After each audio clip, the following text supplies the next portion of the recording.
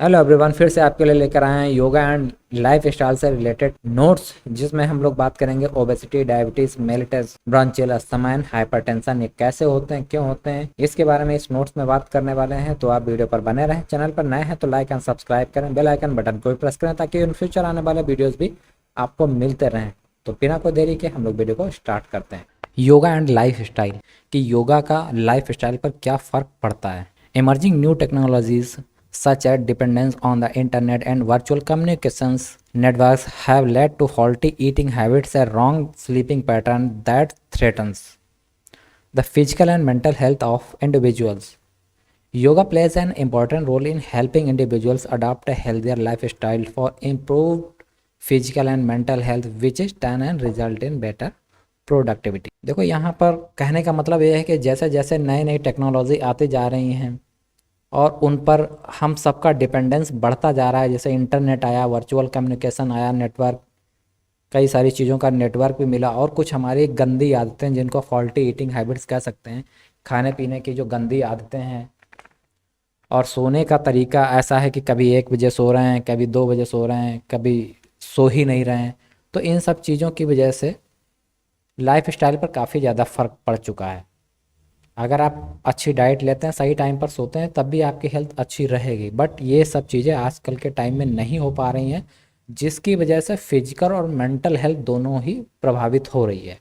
Yoga plays an important role. अब योगा इसमें important role play करता है क्योंकि आप हेल्थियर लाइफ स्टाइल को अगर जीना चाहते हैं, बनाना चाहते हैं, तो फिजिकली और मेंटली हेल्थ का फिट होना बहुत ज़रूरी है। और जब फिजिकली और मेंटली आप सही होंगे तो रिजल्ट हमेशा अच्छा आएगा। Yoga is very ancient system of physical, mental and spiritual practice और discipline that originated in India. अच्छा, अब योगा का है क्या, उसमें फिजिकल भी आप अच्छे रहेंगे, मेंटली भी आप फिट रहेंगे, और स्पिरिचुअल मीन्स जो भी आप आध्यात्मिक चीज़ें करते हैं उसमें भी आपको मन लगेगा, और डिसिप्लिन से अगर करेंगे तो ये सब चीज़ें आप हासिल कर सकते हैं। According to Patanjali, asana means sthira sukham आसना। अगर पतंजलि के अनुसार देखें तो आसन का मतलब होता है स्थिर सुखी आसन है। That position which is comfortable and study. ऐसी पोजीशन जो कंफर्टेबल हो और स्थिर हो, जिसमें बैठा जा सके थोड़ी देर तक, तो उसको हम लोग आसन कहते हैं। इन भावनोपनिषद के अकॉर्डिंग अगर हम लोग देखते हैं तो to sit in a comfortable position a posture for everlasting period is called asana. भाई, कोई ऐसी एक पोजीशन जिसमें हम अच्छे से बैठ सकें काफ़ी लंबे टाइम के लिए, नियमित अंतराल के लिए, ऐसा एक पोस्चर वो आसन कहलाता है। There are different types of asana: meditative asana, relaxive asana and corrective आसना।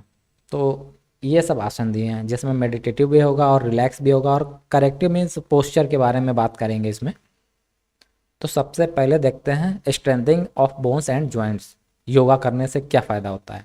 योगासन are perform with the postural stability and complete focus on the movement of joints and elasticity of muscle. अगर योगा आप करते हैं तो इसमें आपका पोस्चर तो सुधरता ही है, पोस्चर की स्टेबिलिटी आएगी, इसके साथ साथ आपके जो बॉडी के जॉइंट्स हैं उनका मूवमेंट है, और जो मसल्स की फ्लेक्सिबिलिटी है वो भी बढ़ती जाएगी। Yoga is a weight bearing exercise which simply means you hold the weight of your body up against gravity. अगर आप योगा कंटिन्यू करते हैं तो इससे क्या होता है, वेट आपका बढ़ेगा नहीं, वेट आपका कंट्रोल में रहेगा। मीन्स ग्रेविटी आपको वेट बढ़ाना चाहेगी, अगर योगा करेंगे तो उस वेट को आप कंट्रोल में रख। This put mild stress on the bones and keep them strong. और अगर योगा करते हैं तो इससे होता क्या है, जो स्ट्रेस होता है वो कम से कम होता जाता है, और बोन्स इसके माध्यम से स्ट्रांग होती हैं। Unlike other weight bearing activities, yoga does not damage cartilage और स्ट्रेस द जॉइंट। अब जैसे कोई भी आप एक्टिविटीज़ करते हैं जिससे कि वेट कम करना चाहें, या फैट कम करना चाहें, या मसल्स पावर बढ़ाना चाहें, तो उनमें क्या होता है, एक चांस रहता है कि जो कार्टिलेज है वो डैमेज हो जाए और स्ट्रेस बढ़ जाए, जॉइंट पर प्रॉब्लम आए। मगर योगा के माध्यम से ना ही आप पर कोई एक्स्ट्रा वेट पड़ेगा, ना ही कार्टिलेज डैमेज होगी, ना ही जॉइंट पर कोई प्रेशर आने वाला है, ना ही कोई ऐसा स्ट्रेस आने वाला है।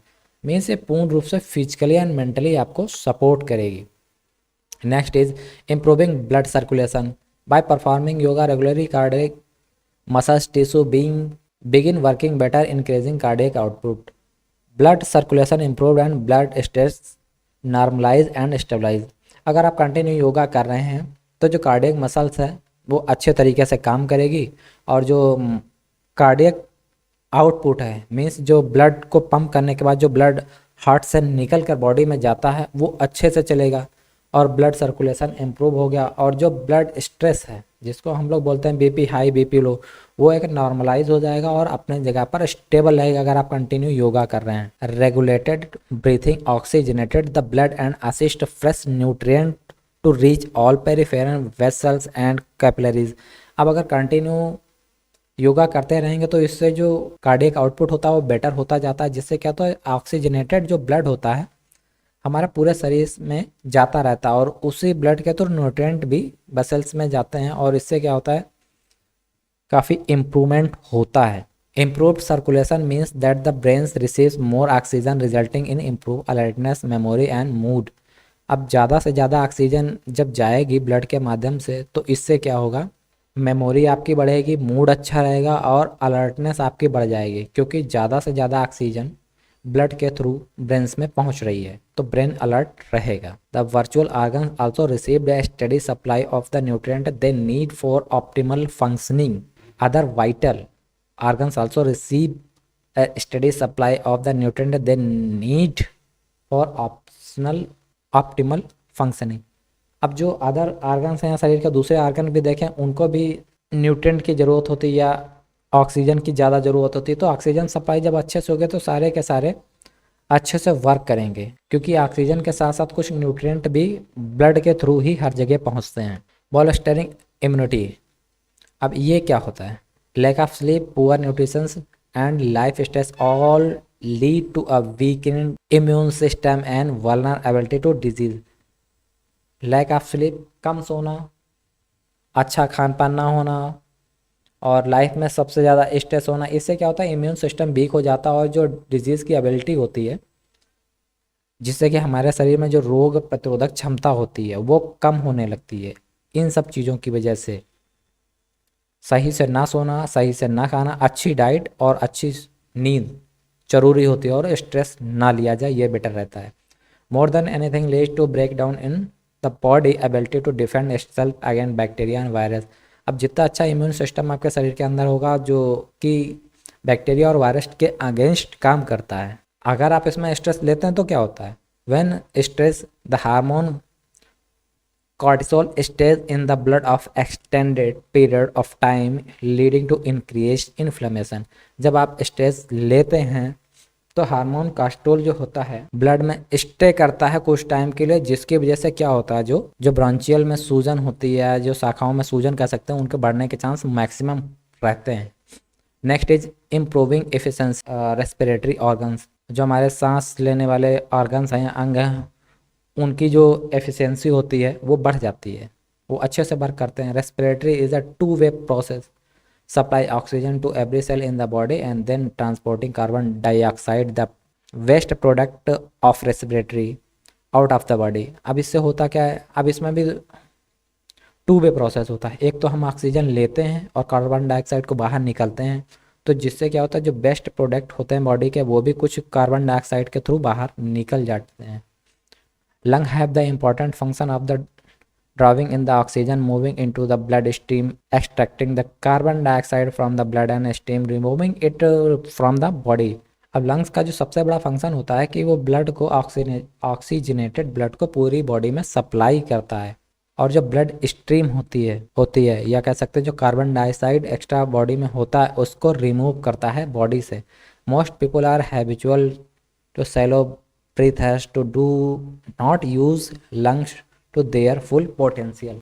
अब इसमें यह बताएगा जैसे बहुत लोग हैं बहुत छोटे छोटे सांस लेते हैं, वो लंग्स का पूरा यूज़ नहीं करते हैं, जैसे लॉन्ग ब्रीथ नहीं लेना, कभी एक्सरसाइज ब्रीथिंग की नहीं करना, तो इससे क्या होता है जो उनके लंग्स का जो पोटेंशियल होता है या कह सकते हैं जो पावर होता है लंग्स का वो इतना अच्छा नहीं रह पाता, और इतने अच्छे से वर्क ना होने के कारण उसकी कैपेसिटी कम हो जाती है। तो यहाँ पर अब एक कुछ पोज दिया गया है जिसको हम लोग देखेंगे। एक्चुअली इसका फिगर यहाँ पर नहीं दिया गया है, केवल पोज के बारे में बताया गया है, जिसको हम लोग बोलते हैं विटलासना, जिसको काउ पोज कहते हैं। और एक आसन यहाँ पर दिया गया है कैट पोज, जिसको बोलते हैं मर्जरी आसना। तो मर्जरी आसना भी करेंगे तो मर्जरी आसना करने से क्या होता है ब्रीथिंग की ज़्यादा से ज़्यादा एक्सरसाइज होती है, और जितनी ज़्यादा आप ब्रीथिंग की एक्सरसाइज करेंगे उतना ज़्यादा ऑक्सीजन आपके लंग्स में जाएगी और ऑक्सीजन पूरे बॉडी में सप्लाई होगी। तो इससे क्या होता है, जो ब्रेन्स होता है वो हमेशा अलर्ट रह के काम करता है, और हार्ट रेट जो होता है वो अच्छे से काम करता है। और जब कंप्लीट ब्रीथिंग चलती है, मीन्स ब्रीथिंग जब अच्छे से होने लगती है तो पूरी बॉडी रिलैक्स करती है। इससे होता क्या है, complete breathing also relaxes us, giving us a good night sleep and is a great way to cope with stress. अब जब ब्रीदिंग अच्छे से होगी तो आप रात में अच्छे से सोएंगे। और एक जो स्ट्रेस बूस्टर का काम करता है ना, तो ब्रीदिंग एक स्ट्रेस बूस्टर का भी काम करता है। तो ब्रीदिंग की एक्सरसाइज आप ज़रूर करें, क्योंकि इससे आपको बहुत फ़ायदा होगा। और ब्रीदिंग के एक्सरसाइज के लिए आपको योगा करना पड़ेगा, मर्जरी आसना करना पड़ेगा, कैट पोज करना पड़ेगा, काउ पोज करने पड़ेंगे, और बहुत से आसन हैं जो आपको करने पड़ेंगे। और सबसे बेस्ट आसन में है सूर्य नमस्कार। अगर करें तो वो सबसे बेस्ट है, क्योंकि उसमें एक साथ 12 से 13 आसन हो जाते हैं। Next is a complementing performance of excretory system. As you know, food is digested in the digestive tract and the nutrients are absorbed in the blood and waste is thrown out of the body. जैसा कि आप सब लोग जानते हैं कि जो food होता है वो डाइजेस्टिव ट्रैक्ट जिसको हम लोग पाचन नाल कहते हैं, उसके माध्यम से डाइजेस्ट होता है, जिसमें कई सारे न्यूट्रिएंट होते हैं जो कि ऑब्जर्व होके ब्लड के माध्यम से पूरे बॉडी में पहुंचते हैं, और जो कि बेस्ट मटेरियल जो भी होता हो बॉडी से बाहर निकाल दिया जाता है। If the excretory system is not functioning properly, the waste from the body is not thrown. अगर ये सिस्टम excretory सिस्टम अच्छे से वर्क नहीं करेगा तो प्रॉब्लम ये आएगी, जो बेस्ट मटेरियल बॉडी के अंदर है वो बाहर नहीं जाएगा, तो कहीं ना कहीं वो प्रॉब्लम क्रिएट करेगा। और प्रॉब्लम क्रिएट कहाँ करेगा, डाइजेस्टिव सिस्टम में करेगा, urinary system and excretory system. तो इसके लिए आपको कौन सा आसन करना पड़ेगा, इसके लिए आपको करना पड़ेगा Pawan Muktasana and other loosening movement help in releasing toxins from the joints. अब इससे और भी चीज़ें ये होती हैं कि जो आपके ज्वाइंट्स के टॉक्सिन होते हैं वो भी रिलीज होते हैं। ठीक है, तो पवन मुक्तासना यहाँ पर दिया नहीं गया है। एक्सक्रेटरी सिस्टम को अच्छा करने के लिए आपको पवन मुक्तासना करना पड़ेगा, जो कि बुक में दिया उसको देख के उसके अकॉर्डिंग कर सकते हैं। Strengthening muscular tissue, the musculoskeletal system consist of bones, skeletal muscles, joint, tendons, ligaments, nerve and cartilage. जो मस्कुलोस्केलेटन है जिसमें मसल और स्केलेटन दोनों आती हैं, ठीक है, उसमें क्या मसल्स और skeletal muscle, joint, tendon, ligament, nerves and cartilage, ये सारे का सारा ऑर्गन्स एक साथ होता है, या कह सकते हैं इन सारे ऑर्गन्स से मिलकर ये मस्कुलोस्केलेटल बनता है। Its provide a frame to support the body and to enable it to move. अब इसके माध्यम से स्केलेटल के माध्यम से क्या होता है, बॉडी को सपोर्ट मिलता है, और मसल्स के माध्यम से क्या होता है, बॉडी अपना वर्क करती है, पावर मिलती है, जिसके माध्यम से पूरी बॉडी चलती है। Muscles, tendons and ligament act on the bones to give the body its shape and posture. और मसल, टेंडन्स और लिगामेंट्स का काम क्या होता है, ये बॉडी को एक पोस्चर देते हैं, एक शेप देते हैं। Yogasana can help redress problems associated with the poor body posture and the effect of structural decay because they strengthen weak muscles and stretch tight ones. अब योगा का काम ये होता है कि सबसे पहले जो भी प्रॉब्लम्स आ रही हैं, जिससे कि शरीर, जो बॉडी की स्थिति अच्छी नहीं है, या कह सकते हैं कि वो इतना बॉडी कैपेबल नहीं है, या मसल्स मास उसके अंदर नहीं है, उसको ठीक करने का कोशिश करता है। जो उसका स्ट्रक्चर होता है उसको सही करने का कोशिश करता है, और जो मसल्स वीक हो गई हैं उस मसल्स को टाइट करने की कोशिश करता है। For example, an individual who spend long hour sitting और at a computer can develop shortness of the hip flexor, imbalance of the hip musculature. अब एग्जांपल पर यहाँ ये दिया है कि जैसे कोई बंदा एक कंप्यूटर पर कंटिन्यू काम कर रहा है, तो उसका जो हिप फ्लेक्सर है और मस्कुलेचर है उसमें दिक्कत आ जाएगी। कंटिन्यू एक ही वर्क करना बैठ के, तो मसल्स क्या होती है, स्टेबल एक जगह हो जाती है। तो स्टेबल होने के लिए थोड़ी थोड़ी देर पर, या आप कह सकते हैं 1 घंटे पर, उसको थोड़ा सा मूव ऑन करना चाहिए कि अपने प्लेस से उठ के थोड़ा सा टहल के, उस पोस्चर से उसकी स्टेबिलिटी हटेगी और उसका जो मस्कुलर सिस्टम है वो सही से वर्क करेगा। कंटिन्यू एक जगह बैठे रहने से वैसे भी चीज़ें स्टेबल होने लगती है, तो बॉडी को स्टेबल नहीं होने देना, थोड़ी थोड़ी देर पर उसको रिलैक्स देने के लिए चलते फिरते रहें। कंप्यूटर पर यह प्रॉब्लम ज़्यादा आती है जब कोई एक आदमी कंटिन्यू बैठा बैठा एक ही वर्क करता रहता है और बॉडी एक पोजीशन में रहती है, तो बॉडी को कंटिन्यू वर्क देना है। Regular yoga practice strengthen and engage muscles tissue. अब अगर कंटिन्यू योगा प्रैक्टिस आप कर रहे हैं तो इससे क्या है, पावर तो मिलता ही है और जो मसल्स टिश्यू होते हैं वो भी बढ़ने लगते हैं। तो हम लोग नेक्स्ट देखते हैं ओबेसिटी क्या है, मोटापा। Obesity is not a single disorder but heterogeneous group of condition with multiple cause is of which is ultimately express as obese phenotype. अब ओबेसिटी को अगर हम लोग देखेंगे तो ओबेसिटी है क्या, क्योंकि ये एक सिंगल प्रॉब्लम नहीं होती, ओबेसिटी से कई ज़्यादा प्रॉब्लम क्रिएट होती हैं।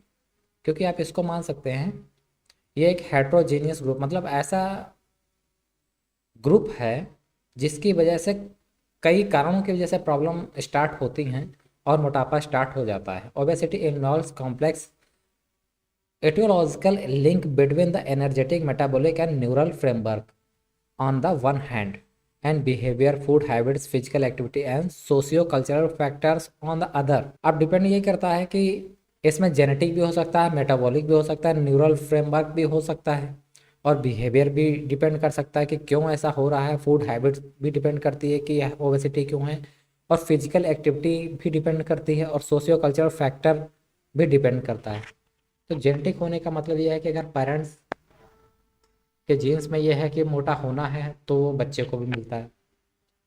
फिजिकल एक्टिविटी नहीं कर रहा है तो इसकी वजह से मोटा होता है। अगर उसकी फूडिंग हैबिट अच्छी नहीं है, ज़्यादा खाता पीता है या तला भुना ज़्यादा लेता तो मोटा हो रहा है। तो इसके रीजन यहाँ पर कई सारे दिए हैं जो हो सकते हैं। Obesity is a condition in which excess body fat accumulates to such an extent that health may be affected. अब ये एक ऐसी बॉडी पोजीशन हो सकती है जिसको आप मान सकते हैं कि इससे आपकी हेल्थ अफेक्ट करेगी, आपके हेल्थ को प्रॉब्लम होगा। और इसमें होता क्या है, बॉडी का फैट कंटिन्यू बढ़ता जाता है जो कहीं ना कहीं बॉडी को प्रॉब्लम क्रिएट करता है। It is a commonly defined as a body mass index of 30 kg upon M2 of higher, जिसको 30 kg अपॉन आप कहेंगे M2 और higher. Obesity in absolute term is an increase of body adipose tissue mass. अब obesity में होता क्या, obesity में होता क्या, मोटापे में क्या है होता है, जो फैट टिश्यू होता है जिनको हम लोग एडिपोज टिश्यू भी बोलते हैं वो बढ़ने लगते हैं। और वो ये टिश्यू जितने ज़्यादा बॉडी में बढ़ेंगे मोटापा उतना ज़्यादा बढ़ेगा। और बॉडी का मोटापा करने के लिए आपको बीएमआई, जिसको हम लोग बॉडी मास इंडेक्स भी कहते हैं, तो उस पर आपको समय समय पर चेक करते रहना है। और जितना वेट ज़्यादा दिख रहा हो according to age, according to weight and height, तो उसको टाइम टाइम पर आप डिक्रीज करते रहें, अदरवाइज ओबेसिटी की प्रॉब्लम होती रहेगी। अब इसका बीएमआई का फार्मूला क्या होता है, weight in KG upon height in metres square. तो इसके थ्रू आप बीएमआई निकालते रहें। 18.9 टू 24.9 इसके बीच अगर आपकी बीएमआई आ रही है, रिजल्ट आ रहा है, तो means you are good and fit. Otherwise अगर 24.9 के ऊपर बीएमआई रिजल्ट आ रहा है तो ओबेसिटी के चांसेस बढ़ जाते हैं। अगर 18.9 के अंडर में आ रहा है तो इसका मतलब ये है कि अंडरवेट के चांसेस बढ़ रहे हैं। तो इस पर ध्यान देना होगा कि मोटापा कैसे होता है, और उसका रीजन भी यहाँ पर दिया गया है। फिजिकल फिटनेस एक्टिविटीज़ आपको करनी है, फूड हैबिट को सुधारना है, सही टाइम पर आपको सोना है।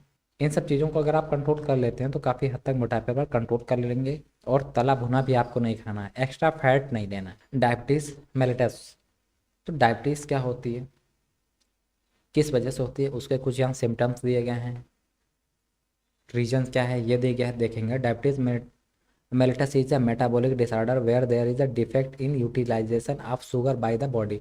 अब डायबिटीज़ में होता है क्या, ये एक प्रकार से डिसऑर्डर हम इसको बोल सकते हैं, जो कि बॉडी में शुगर का जो यूटिलाइजेशन होता है उसकी प्रॉब्लम की वजह से होता है। Carbohydrate from the food that we consume are turn to glucose is the main source of energy for all bodily function. अब अच्छा, हम लोग जो कार्बोहाइड्रेट लेते हैं, ठीक है, कार्बोहाइड्रेट जो भी हम कार्बोहाइड्रेट भोजन के थ्रू लेते हैं वो ग्लूकोज में चेंज हो जाता है, और जो कि सारी बॉडी को एनर्जी देता है। और यही बॉडी को एनर्जी देने का एक मेन फंक्शन भी होता है। Blood level of glucose is control by A hormone called insulin which is produce by the pancreas. अच्छा, एक हमारी बॉडी के अंदर एक ऑर्गन होता है पेनक्रियाज, जो कि इंसुलिन को निकालता है, या कह सकते हैं इंसुलिन को बनाने का काम करता है। और इंसुलिन क्या करता है, ब्लड में शुगर को कंट्रोल करने का काम करता है, या कह सकते हैं कि ब्लड के अंदर जो ग्लूकोज होता है उसको कंट्रोल करने का काम करता है। If some people the quantity और quality of insulin secreted by the pancreas may be insufficient. अगर जैसे ब्लड में जो ग्लूकोज है, अब ग्लूकोज की मात्रा के लिए अगर इंसुलिन का जो सेक्रेशन है वो कम पड़ जाता है पैंक्रियास के अंदर, तो इससे क्या होता है कि जो इन्फेक्शन के चांस होते हैं बढ़ जाते हैं। Hence there is an altered absorption and utilisation of glucose from the blood. तो ब्लड के अंदर ग्लूकोज का जो अब्जॉर्प्शन होता है, यूटिलाइजेशन है, वो प्रॉपर तरीके से नहीं हो पाता। This result an increase level of blood sugar.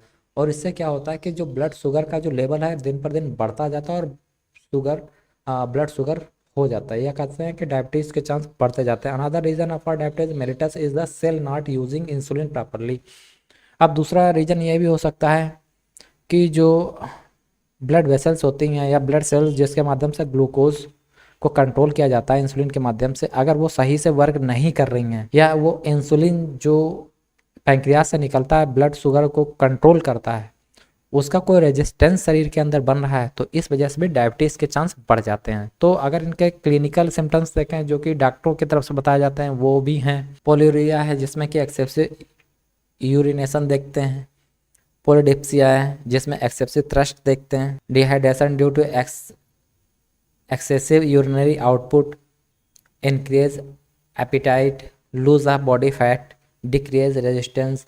तो कुल मिला के बात ये है कि सारा डिपेंड करता है पैंक्रियाज से निकलने वाले इंसुलिन पर। अगर वो सफिशिएंट मात्रा में निकल रहा है और ब्लड शुगर को कंट्रोल कर रहा है तब तो ठीक है। अगर वो सफिशिएंट मात्रा में नहीं निकल पा रहा, ब्लड शुगर नहीं कंट्रोल कर पा रहा है, या उसमें सूजन है, या सेल्स में कोई प्रॉब्लम आ रही है, तब डायबिटीज़ होने के चांस ज़्यादा रहते हैं, जिसके क्लिनिकल सिम्टम्स दिए हैं। और इसमें क्या होता है, जब डायबिटीज़ होता है तो और बॉडी का जो रेजिस्टेंस पावर है जो बीमारियों से लड़ता है वो भी घटने लगता है। नेक्स्ट देखते हैं ब्रॉन्चियल अस्थमा।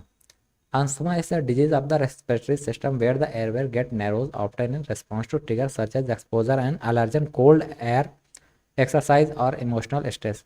अब जो अस्थमा है वो एक हिसाब से सांस की बीमारी आप समझ सकते हैं, या रेस्पिरेटरी सिस्टम की प्रॉब्लम समझ सकते हैं, जिसमें कि जो एयरवेज गेट नैरोड, इसका मतलब ये हो गया कि जो हम सांस लेते हैं, जो सांस की नली होती है या जिसके माध्यम से हम लोग सांस लेते हैं, वो धीरे धीरे सिकुड़ने लगती है।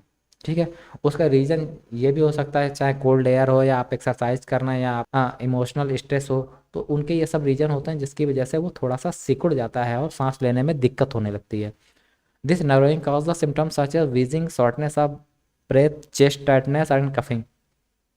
अब इसकी वजह से होता क्या है, सांस लेने में घबराहट होने लगती है, सही से आप सांस नहीं ले पाते हैं, और चेस्ट टाइट होने लगता है, और जो खांसी की समस्या होती है वो हो जाती है। Asthma is a chronic inflammatory condition in which the airways develop increased responsiveness to various stimuli and is characterized by bronchial hyperresponsiveness, inflammation, increased mucus production and intermittent airway obstructions। Asthma में main रूप से होता क्या है, जो सूजन की अवस्था आ जाती है, और सूजन की अवस्था कहाँ पर आते हैं, जो जहाँ से हम लोग सांस लेते हैं ना, एयरवेज डेवलप इंक्रीज, जो एयरवेज होते हैं जहाँ से सांस लेने के माध्यम होता है, जब वो नैरो होते हैं, सिकुड़ जाते हैं, तो उसमें कुछ सूजन की अवस्था आ जाती है। और सूजन होने की वजह से जो उनकी रिस्पॉन्सिबिलिटी होती है, जो रिस्पॉन्सिबिलिटी एयरवेज ऑक्सीजन या कार्बन डाइऑक्साइड निकालने के लिए पूरी करनी होती है, वो प्रॉपर ढंग से नहीं हो पाती है। इस वजह से दिक्कत आती है। इससे होता क्या है, जो ब्रांचियल होती है, जो शाखाएं होती है, या जो वर्क होता है बॉडी के आर्गन का, वो हाइपर रिस्पॉन्सिवनेस हो जाता है, उनमें सूजन्स बढ़ जाती है, वो बढ़ने लगता है, म्यूकस का प्रोडक्शन बढ़ जाता है, और जो एयरवेज होता है उसको रोकने की कोशिश करता है। तो इस वजह से ये ब्रांचियल अस्थमा हो जाता है। This bronchoconstrictions is episodic in character and it is reversible through use of bronchodilator. The exact basis of bronchial hyperactivity is not entirely clear, but bronchial inflammation plays an important role। अब इनके कहने का मतलब है सारी problem का वजह है ब्रॉन्चियल इन्फ्लामेशन। जो रेस्पिरेटरी सिस्टम के ब्रॉन्चियल्स होती हैं, या शाखाएं जिनके माध्यम से सांस का इनपुट और आउटपुट होता है, ब्रीथ का इनपुट और आउटपुट होता है, जब उनमें सूजन आती है, और सूजन आने का मेन कारण होता है एयरवेज गेट नैरोड। जो एयरवेज होते हैं जहाँ से सांस ली जाती है और छोड़ी जाती है वो नैरोज हो जाते हैं, मतलब वो सिकुड़ने लगते हैं, जिससे कि सांस लेने में प्रॉब्लम होने लगती है। तो वहाँ पर मेन प्रॉब्लम होता है ब्रांचियल इन्फ्लोमेशन। इन्फ्लेमेशन इसका मतलब होता है कि उस ब्रांचियल में, उस शाखा में स्वेलिंग होने लगी है, सूजन आने लगी है, तो जिसके वजह से ये अस्थमा की प्रॉब्लम हो जाती है। Next is hypertension. Hypertension is the elevation of the blood pressure above normal. The level of systolic and diastolic pressure are both risk factor. अब हाइपरटेंशन को आप तनाव कह सकते हैं, और तनाव होता किसकी वजह से? ब्लड प्रेशर की वजह से। इसमें अगर ब्लड प्रेशर बढ़ने भी लगता है, कभी कभी तनाव की वजह से ब्लड प्रेशर घटने भी लगता है। तो चाहे ब्लड प्रेशर बढ़े या ब्लड प्रेशर घटे, दोनों ही कंडीशन में प्रॉब्लम्स क्रिएट होती है। ये होता है हाइपरटेंशन की वजह से, इसलिए ज़्यादा तनाव नहीं लेना चाहिए। तो मैक्सिमम बीपी जो होगा 140 mmHg एंड डायलोस्टिक में जो मिनिमम बीपी होगा 90 mmHg are generally accepted as hypertension. अब यहाँ पर क्लासिफिकेशन ऑफ हाइपरटेंशन दिया है कि मतलब किस किस तरीके से कैसे हो सकता है। तो एक primary hypertension is also known as essential hypertension. This is the most prevalent from hypertension and it is has no in identifiable. तो जो प्राइमरी हाइपरटेंशन है, इसके कोई आइडेंटिफाई काज नहीं है कि ये किस वजह से होता है, ऐसा किस कारण हो जाता है। मगर जो यहाँ पर सेकेंडरी हाइपरटेंशन दिया है उसके रीजन दिए हैं। Secondary hypertension is high blood pressure due to some underlying disease or even medication. अब जो सेकेंडरी दिया है हाई ब्लड प्रेशर, इसका रीजन हो सकता है कि शरीर के अंदर कुछ बीमारियां हों या शरीर के कुछ फंक्शंस सही तरीके से काम ना कर पा रहे हों। तो ये रीजन हो सकते हैं, जिसमें कि कार्डियोवास्कुलर हाइपरटेंशन भी होता है, एंडोक्राइन हाइपरटेंशन भी होता है, रेनल हाइपरटेंशन भी हो सकता है, न्यूरोजेनिक हाइपरटेंशन भी हो सकता है, और प्रेगनेंसी इंड्यूस हाइपरटेंशन हो सकता है। मीन्स रीजन दिए हैं, चाहे कार्डियोवास्कुलर हो, एंडोक्राइन हो, रेनल हो, या न्यूरोजेनिक हो, या प्रेगनेंसी रिलेटेड कोई हाइपरटेंशन हो जिसकी वजह से ये आपका ब्लड प्रेशर हाई होता है, या किसी का भी ब्लड प्रेशर हाई होता है, तो ये हाइपरटेंशन की प्रॉब्लम की वजह से होता है। तो मिलते हैं आपसे नेक्स्ट वीडियो में नए टॉपिक के साथ। वीडियो देखने के लिए धन्यवाद। जय हिंद।